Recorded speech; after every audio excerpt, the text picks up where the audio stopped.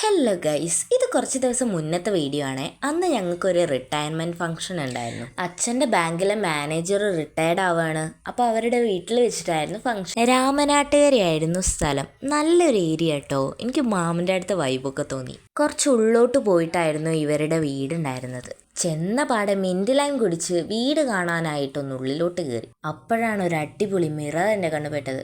എടുത്തൊരു mirror selfie. നല്ല വീട്, എനിക്ക് ഭയങ്കര ഇഷ്ടമായി. അങ്ങനെ ഞങ്ങൾ ഫുഡ് കഴിക്കാനിരുന്നു. ഫുഡും അടിപൊളി ഫുഡായിരുന്നു കേട്ടോ. കുറേ ഐറ്റംസ് ഉണ്ടായിരുന്നു. അങ്ങനെ ആ ബിരിയാണി കഴിച്ച് ഒരു സ്കൂപ്പ് വാനില ഐസ്ക്രീമോ അകത്താക്കി. ആഹാ, അന്തസ്. അങ്ങനെ പിന്നെ 1-2 ഫോട്ടോസൊക്കെ എടുത്ത് ഞങ്ങൾ അവിടെ നിന്ന് ഇറങ്ങി. ഐസ്ക്രീം കൂടാതെ അവിടെയുള്ള ഐസ് കാൻഡി എടുത്തിട്ടാണ് ഞങ്ങൾ സ്ഥലം കാലിയാക്കിയത്. അമ്മേനും ചേച്ചീനും കുട്ടാപ്പൂനെയും നടക്കാൻ വിട്ടിട്ട് ഞാനും അച്ഛനും സിദ്ധും കൂടെ അങ്ങാടി പോയി ഓട്ടോ വിളിച്ചു വന്നു. അങ്ങനെ പിന്നെ അവിടുന്ന് ഞങ്ങൾ നേരെ വിട്ടത് എങ്ങോട്ടാന്നോ?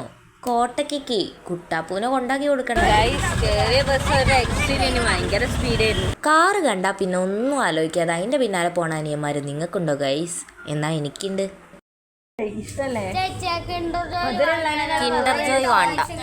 കിൻഡർ ജോയ് വേണ്ട.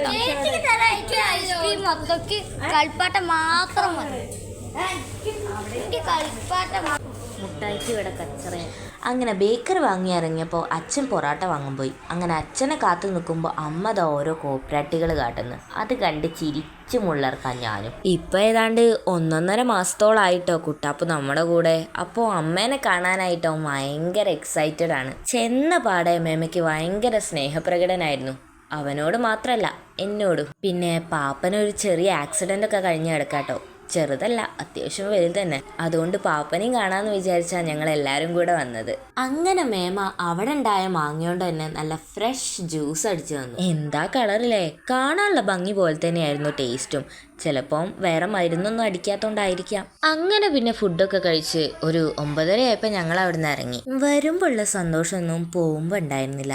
അല്ലെങ്കിലും അത് അങ്ങനെയാണല്ലോ. എപ്പോഴും കാണാൻ പറ്റാത്തവരെ കാണുമ്പോൾ നമുക്ക് സമയം തികയില്ലല്ലോ. റോട്ടിലേക്ക് ഇറങ്ങിയപ്പോൾ ഒരൊറ്റ ഓട്ടോയും കിട്ടാനില്ലായിരുന്നു. അല്ലെങ്കിലും ഞങ്ങളുടെ ഭാഗത്താ തെറ്റ്. നേരത്തെ ഏൽപ്പിച്ചു വെക്കണമായിരുന്നു.